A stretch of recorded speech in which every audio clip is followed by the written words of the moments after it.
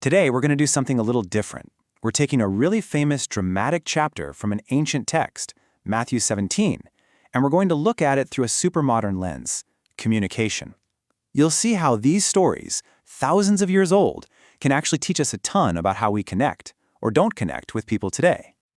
Okay, so what do a shining face, a desperate father, and a coin in a fish's mouth have in common? I know, it sounds like the start of a really weird joke, right? You've got this incredible vision on a mountaintop, then total chaos and failure down in the valley, and then this, frankly, bizarre way to solve a tax problem. But believe it or not, there's a single thread tying all of this together, and that thread is communication. When it works, when it breaks down, and when it gets really, really strategic. So the tool we're going to use for this is something called nonviolent communication, or NVC for short. And don't let the name throw you. It's actually a super simple but really powerful framework. It just asks us to think about four things. What are we actually seeing or hearing? What are we feeling because of it? What deep need is causing that feeling? And finally, what's a clear request we could make to meet that need? That's it. That's the lens we're going to put on to see this ancient story in a completely new way. All right, let's dive into our first case study. And we're going to start at the top, literally. This first scene is all about communication that is absolutely 100% crystal clear. So, imagine this. Jesus takes his inner circle, Peter, James, and John, up this high mountain. And then, bam, his whole appearance just transforms. His face is shining like the sun. And then, as if that's not enough, two absolute legends of their faith, Moses and Elijah, just appear and start talking with him. I mean, this is not subtle communication, right? This is a massive, divine, visual broadcast screaming, something important is happening. And Peter's reaction to this totally mind-blowing scene is just so human. It's fascinating. He sees this divine spectacle, and what's his first instinct? Let's build something, I'll put up some shelters. He immediately defaults to doing something practical. He's trying to process this overwhelming spiritual moment by grounding it in a physical task. It's how he's trying to make sense of it all. Well, before he can even finish his sentence, he gets cut off. A voice, booming from a bright cloud, delivers a message that is the exact opposite of confusing. This is a masterclass in clear communication. It's a direct statement, "This is my son," a declaration of feeling, "Whom I love," and a super simple, direct command, "Listen to him." You just can't misinterpret that. There's zero ambiguity. So how do the disciples handle this perfectly clear message? Well, they're completely terrified. They literally fall on their faces. But here's the cool part. Jesus doesn't just leave them cowering there. He goes over, he physically touches them, and he speaks directly to their fear. Get up, don't be afraid. He meets their feeling with a feeling of his own, reassurance. He connects with them and brings them back from that terror. Okay, so we're leaving that mountaintop clarity behind.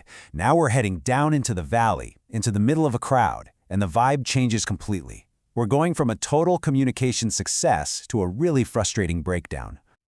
So, a father comes up to Jesus, and his communication is honestly textbook NVC, even though he wouldn't have known it. He gives a clear observation, "My son has seizures."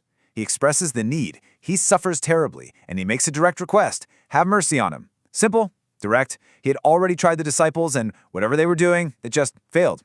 The father's simple, need-based approach is what gets through. And this is where things get intense. Jesus' reaction is just, wow. It's raw and it sounds really harsh. He says, "You unbelieving and perverse generation, how long shall I stay with you?"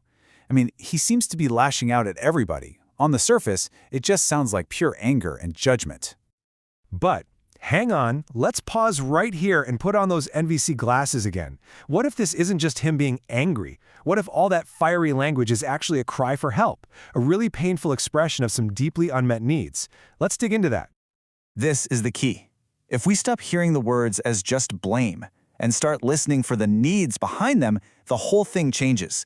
Maybe what he's really saying is, "I need support," or "I need you guys to get what we're doing here." Maybe he needs shared faith. He needs to feel like his mission is actually working. Suddenly, it's not an angry attack anymore. It's a tragic expression of frustration, maybe even loneliness. So later, when they're in private, the disciples are like, why couldn't we do it? And Jesus gives them a straight answer. He says, "Because you have so little faith." He uses that famous mustard seed analogy, basically saying their connection to their own purpose and power was just too weak. The whole communication channel for healing was being blocked by their own doubt.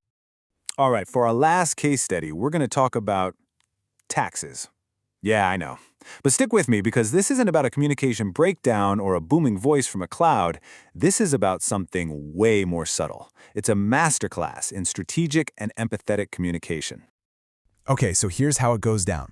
First, the tax collectors corner Peter and ask if Jesus pays the temple tax. Awkward.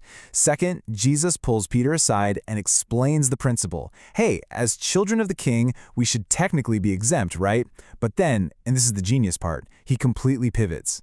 The motive isn't about being right, it's so that we may not cause offense. And finally, he comes up with this wild, creative solution with the coin in the fish's mouth that pays the tax without them having to technically admit they owe it. And what this shows us is a super high-level communication strategy. See, Jesus recognized what the tax collectors needed. They needed people to follow the rules, to maintain social order. Instead of digging in his heels and arguing about his rights, he chose a path that honored their needs to keep the peace.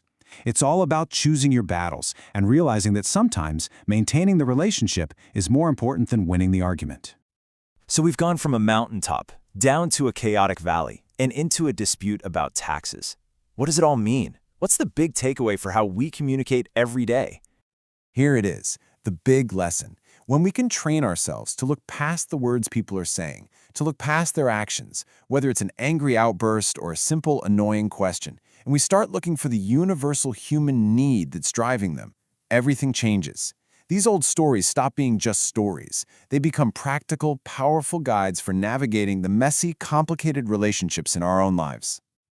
And it all comes back to this simple NVC framework: observing without judging, figuring out what you're actually feeling, connecting that feeling to a core need, and then making a clear request. It's a toolkit that works just as well for understanding a 2,000-year-old story as it does for figuring out that tough conversation you need to have tomorrow. So I'll leave you with this thought. This lens, it's not just for this one story, is it? What would happen if we started applying it everywhere? If we started looking for the unmet needs behind the actions of people in history, in books, in movies, or even just the people in our own lives? How might our whole understanding of the world and each other completely change? What new things could we discover?